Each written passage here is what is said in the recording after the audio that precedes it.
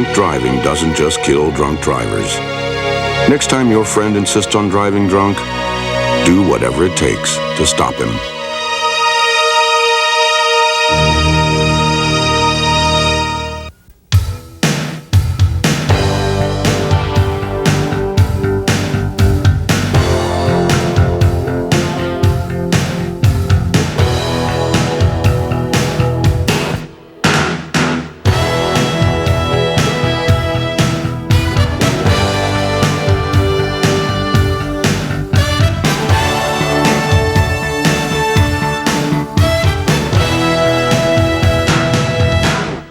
Hello and welcome to this edition of the Indiana State Police Public Information Program. I'm your host, Sergeant Dave Burston, Public Information Officer for the Indiana State Police at the Indianapolis Post.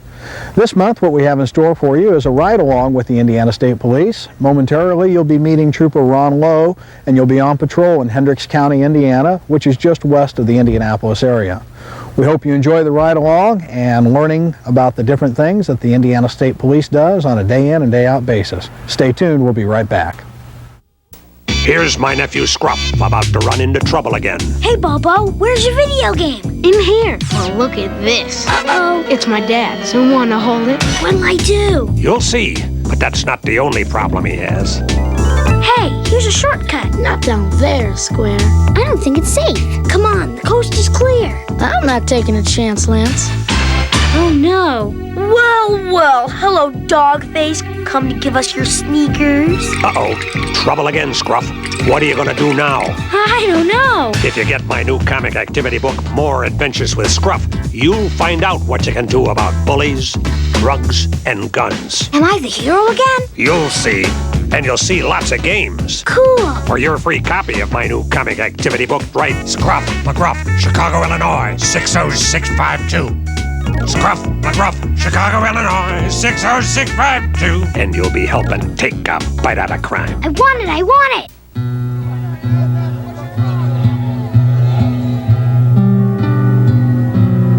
In America, you are not required to offer food to the hungry or shelter to the homeless. There is no ordinance forcing you to visit the lonely or comfort the infirm.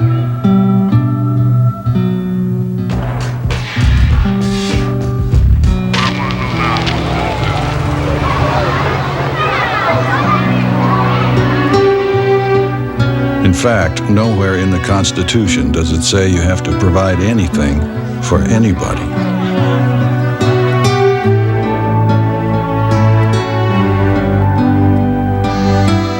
Thank you for all you've given.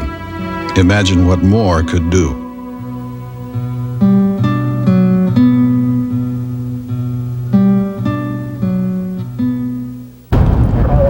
What we're going to do today is a little bit of routine patrol, if there is such a thing, and try to hit the high traffic areas in Hendricks County, which would be I-70, try to hit I-74 and probably US 36 in Hendricks County. Those are our three high traffic roads and high accident roads. Try to give us some visibility, make sure we don't have any motorists that need assistance, and look for traffic violations that would probably contribute to accidents. Have another trooper over there. I'm probably going to see if he needs any assistance. We try to keep tabs on each other. There's not very many of us out here, so we try to watch out for each other, make sure one of the others don't get hurt if we can help it. Try to get turned around here safely. People think turn around the interstate's a very simple thing, and it's not. That's 24. 24. Is it number, please? 5 patrolling. Since we're just getting started, I didn't hear what this other trooper was working with down here, so we'll get out and see if he needs any assistance. And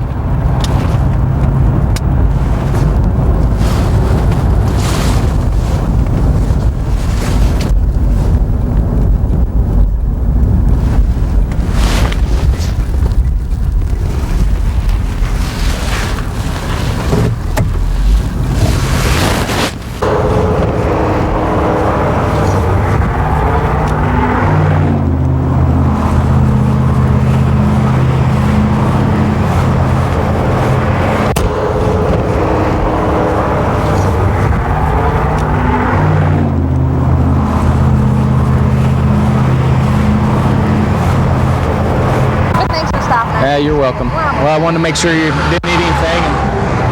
I appreciate it. Okay. All right. Well, be careful out there, okay? You too.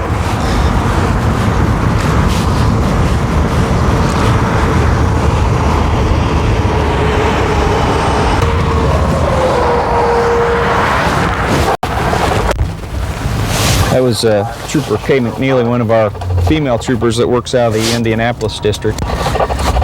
Evidently, she's working, finishing up the tail end of a 5-car vehicle crash that she started working an hour or so ago. So she's just finishing up. She doesn't need any assistance, but we just wanted to make sure she didn't need anything. So we'll head back out and see if we can find anything else we need to take care of today.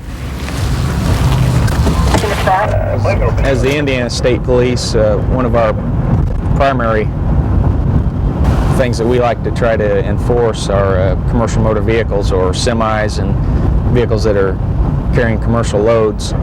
We try to spend a little bit of time with traffic enforcement with them and making sure their loads are secure, that they have all their paperwork, that they're within all the guidelines, and also that they're obeying the traffic laws.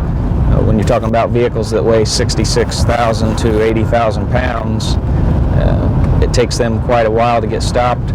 And if they are in a vehicle crash, they have a tendency to cause not only a lot of property damage, but a lot of personal injury or deaths are caused by commercial motor vehicles. So just the mere fact that they are carrying such a high weight load.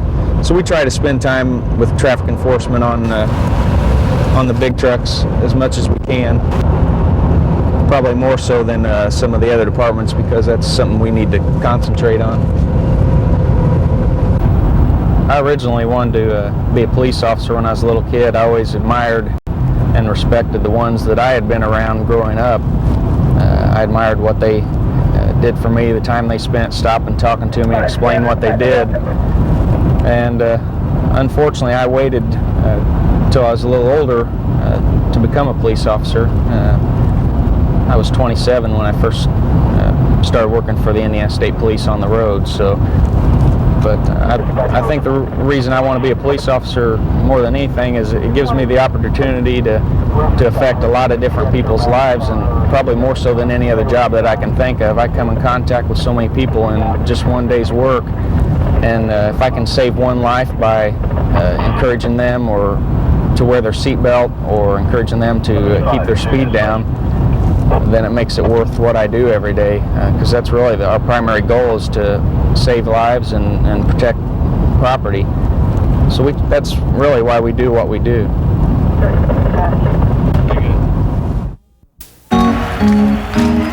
10,000 eyes are on me. Do it, Casey, do it. Shouting, Casey, go all the way. Casey, do it. Score. Come on, Casey. First base, second base, third base. Make your move today. Do it, Casey, do it. Do it, Casey. Score mighty, Casey, score. Score. I just don't get it.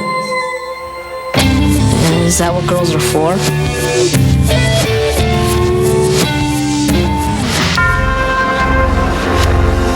Must I, Amanda, take this guy to heaven to hold, to go out with and make out with, to be together and sleep together, to go all the way, because they say he'll walk away unless I do. If you don't talk with your kids about sex, who will? Our free booklet can help.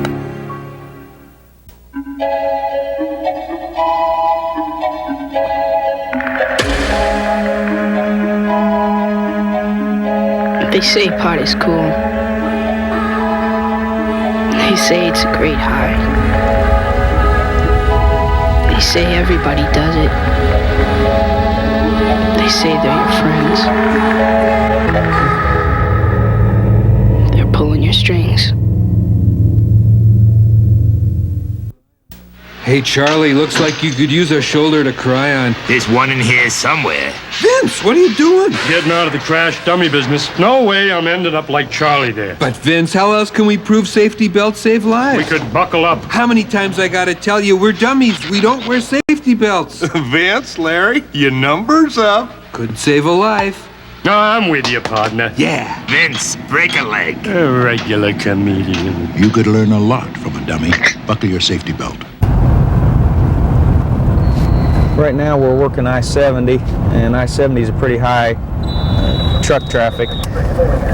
But one of the semis there was running about 72. Stop and have a talk with this gentleman.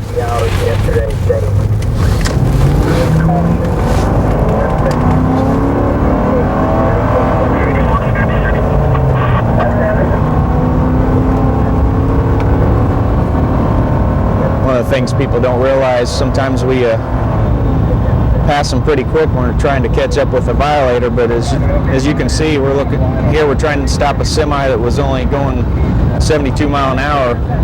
It's going to take us probably a mile and a half at least to catch up with him due to the fact that we were traveling in opposite directions. So by the time I get my speed slowed down and get turned around, if I drove the speed limit or 5 or 10 over, I'd never catch up with him. So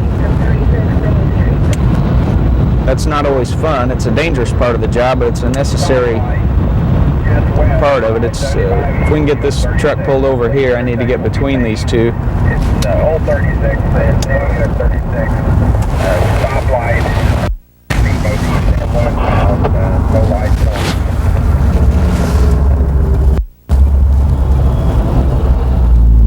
They don't always pull over exactly where we would like either, so I'm somewhat out in the roadway here, so I'm going to try to be a little bit cautious.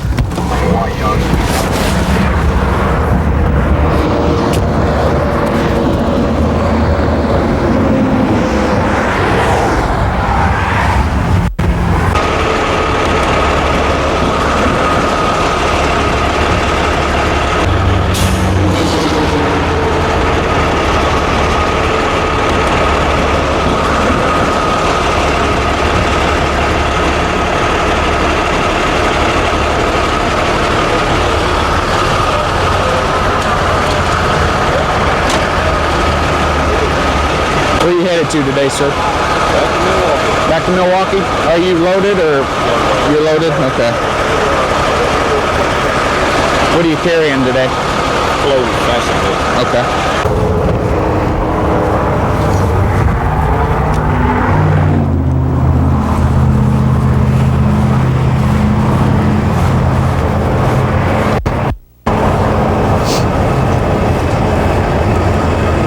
You have your logbook caught up for today?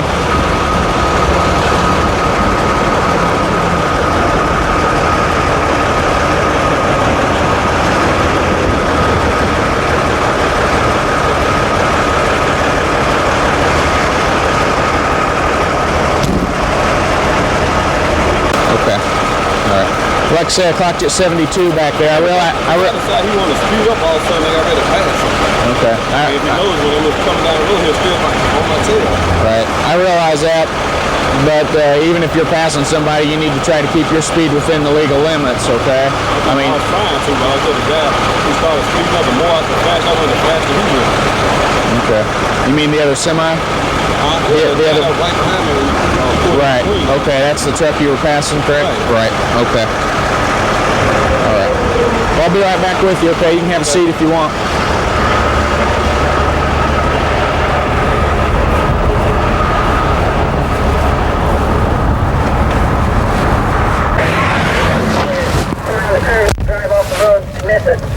After speaking with this gentleman, he said the reason he was speeding because he was passing another truck, and as they sped up, he sped up so he could go ahead and get around him. That's probably true, but the fact that he was passing him in the first place probably explains why he was going 72 mile an hour in a 60 mile an hour zone. So we'll issue this gentleman a citation. He didn't give me too many problems, so I'll probably issue him a citation for 10 mile an hour over the speed limit to keep him within, especially since he has a commercial driver's license. We'll try to keep him in a safe area for him so he doesn't lose his license. 75% of a traffic stop is the paperwork. It takes 4 minutes to do the actual traffic stop and speak with the violator. It takes about 8 to 10 minutes to do the paperwork necessary for him. Dark.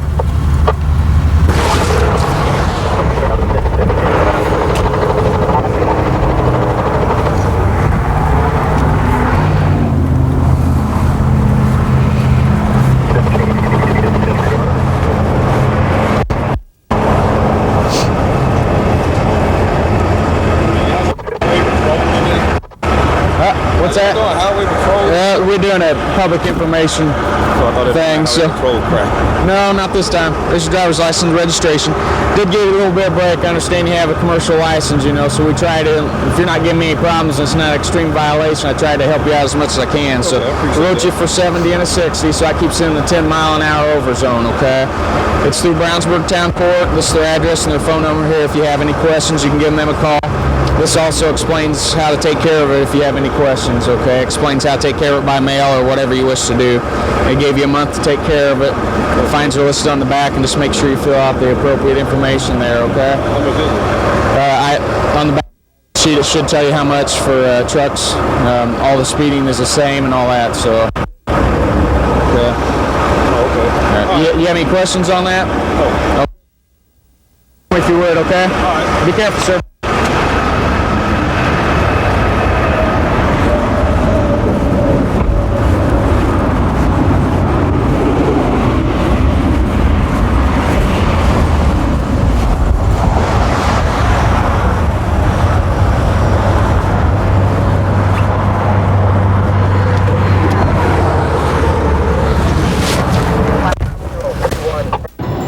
I think you ought to slow down. The speed limit's 55, you know. Who cares? There isn't a cop for miles. Watch me blow the doors off this Camaro.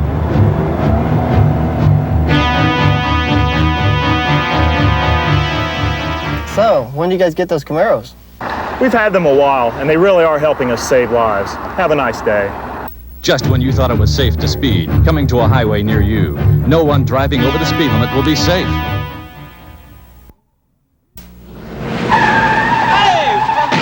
Have you lost your head? That's what I'm trying to avoid, my friend. But Vince, if we don't belly up to the bullseye, how else can we prove that safety belts save lives? Oh, it ain't working, Larry. Nobody's listening. Sure they are. Look at them. They're buckled up. Hey. Them too. So maybe eating all these dashboard hors d'oeuvres is worth it. For sure. Hey, let's head back. Hey, buddy, I didn't know you knew how to drive. Drive?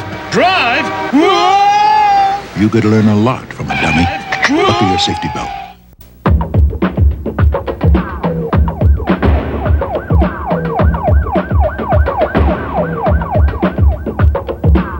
Think these drug dealers look bad? They're nothing compared to one guy who tried to get me to use drugs. It was really tough saying no to him, 'cause he was my best friend.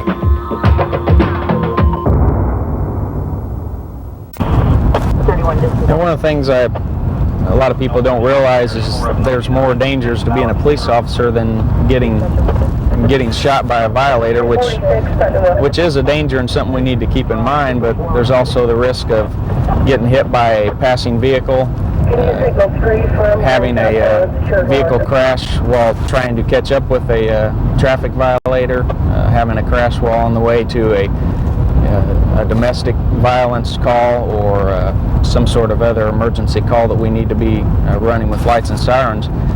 There's so many dangers involved that you have to think about all the time. Just on the last traffic stop, not only while approaching the vehicle am I trying to, watch the driver of the vehicle to make sure that he's not going to try to attack me or do something to injure me. I also have to watch the passing vehicles and make sure they're staying out of my lane, out of the traffic area where I am, keep from being struck by a vehicle. Probably half of our troopers that have been killed in the line of duty have been because of vehicle crashes or vehicle incidents rather than being shot. So that's something we have to keep in mind every time we're out here alongside the road, especially on the interstates. There's a vehicle traveling 86 mile an hour in a 65 zone. Let's see if we can get turned around here. This interstate's not the best one to get turned around, so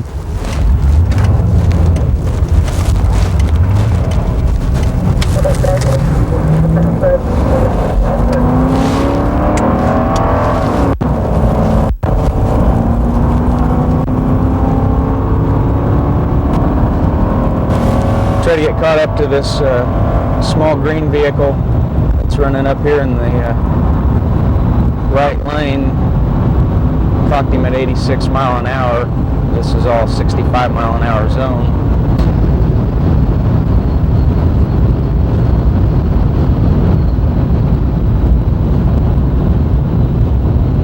This small green vehicle here is the one that we clocked.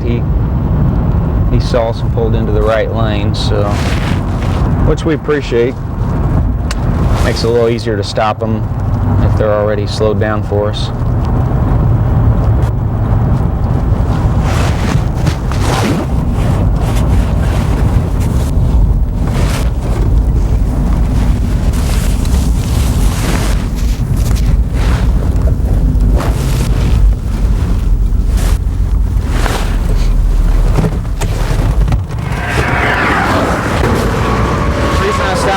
Because I clocked you at 86 mile an hour back there. This is, yes ma'am, and it's only a 65 zone. Is there a reason you're in such a hurry today? Just running late for work?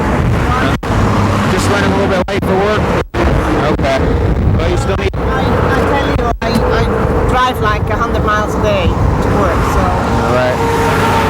I can relate to that. I drive probably twice that many as well, but still need to try to keep it in the speed limit, okay? Okay.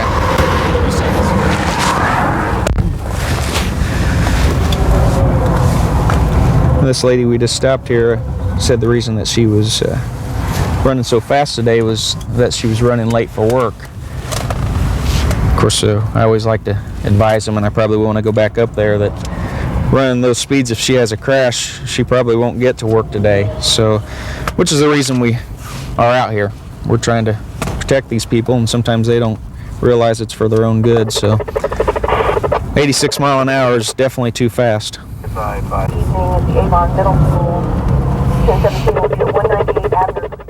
Always wait for the bus away from the street and traffic. When getting on and off the bus, make sure you can see the driver. If you can see her, she can see you. Take 10 giant steps in front of the bus before you cross the street. Why? If we're too close, the driver can't see us.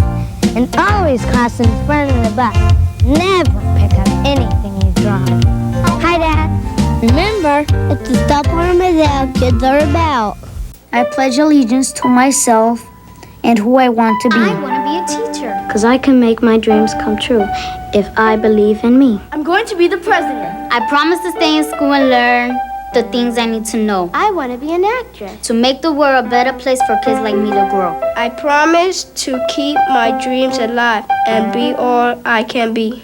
I know I can, and that's because I pledge to stay drug-free. Love yourself. Stay drug-free.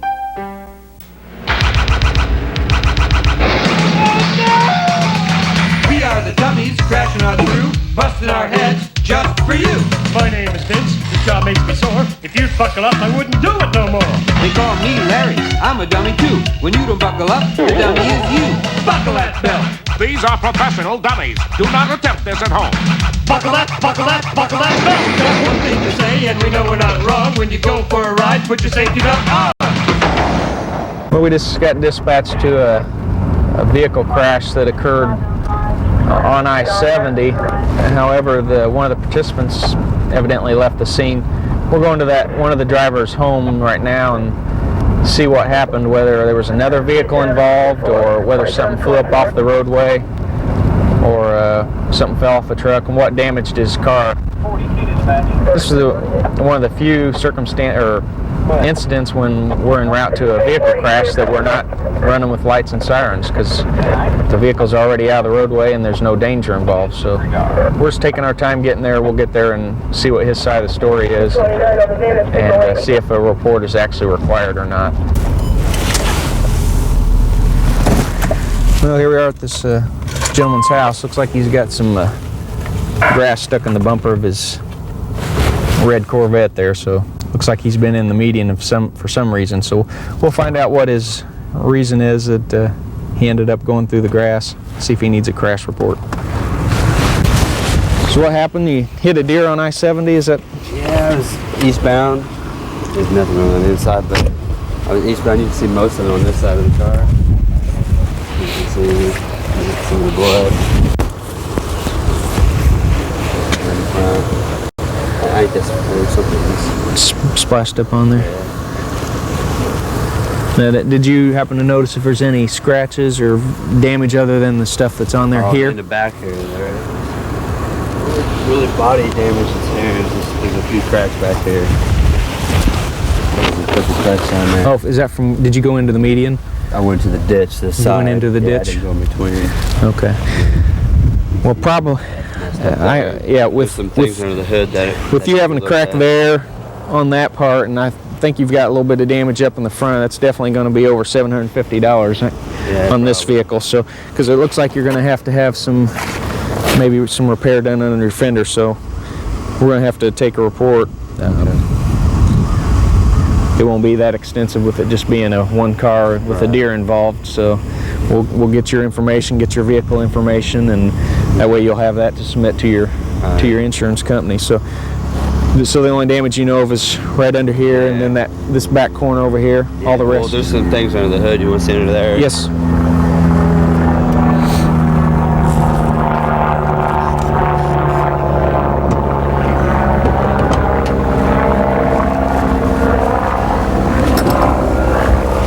Is it on that side? I'm not sure how bad it is, but this piece right here, this whole piece, it's been twisted or something, and the fan won't turn it off. Oh, okay. It's in a bind. Did most of your damage come from the ditch itself or from the deer? I'm not really sure. I mean, this man came from the deer laying in the road. Yeah. So was it already in the roadway then? It was dead already. And you ran over the top of it? So that's probably what damaged that. When I got over, okay. He was there, and I kind of swerved a little bit. I think I hit him with those two tires, and everything else on the side. Okay. So, all right. Well, we'll get your information. We can probably just sit in the vehicle and get your information if you want, most of it for the crash report.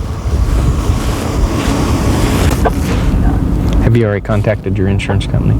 We notified them of the accident. Okay. What I'll do, I'll give you a crash number, the one that they assigned to this. You can give that crash number to your insurance company, and they'll use that if they need a copy of the crash report. Okay, so I'll give you a copy of that, and I'll give you my information and how you can get a hold of me too.